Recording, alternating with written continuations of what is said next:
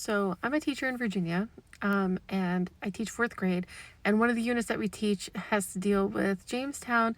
And there's this guy, John Smith, which you guys probably know from Pocahontas or whatever, but he started this work program because at the time, the people that came over, it was like people who had been in prison who were then going to be working as like indentured servants kind of thing. And then some rich people who came over thinking that they were going to find a whole bunch of gold because at the time, like, they had the example from the Spaniards who were like getting tons of gold from like the Aztecs and the Mayans and all the other stuff. So they wanted their hands on gold too, and then they did not find what they came for, right? So they didn't have any farming skills, no survival skills, and it was just like a whole bunch of people who who thought work was beneath them, John Smith was like, listen, we're all starving, and if you don't work, you're not going to eat, and that's just what it is. And so we have to teach the kids to remember that he said that, to remind them of the work program that he made. And so, like, I've had to drill, this is not my first time in fourth grade, and I've had to drill these kids on him saying this. It's something that we review at the time.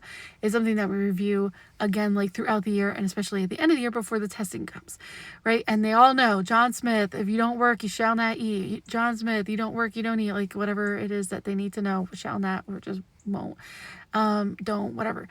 And so tell me why it took me this long to make a connection with the Bible. I'm listening to it in the car on the way home, and in 2 Thessalonians 3, I think verse 10, it says, he who doesn't work doesn't eat. Look at this. When are we going to stop appropriating quotes from the Bible and associating them with other people?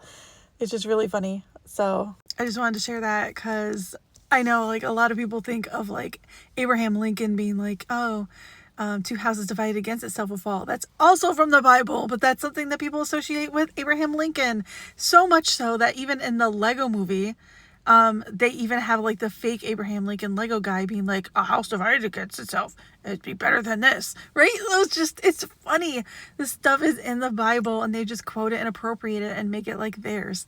So yeah, I don't know. I wanted to share it because I was like, I can't believe I never, like, in my head, put that together, like that was actually a Bible verse and not just, oh, John Smith said that. So anyway, yeah. Okay, have a blessed day.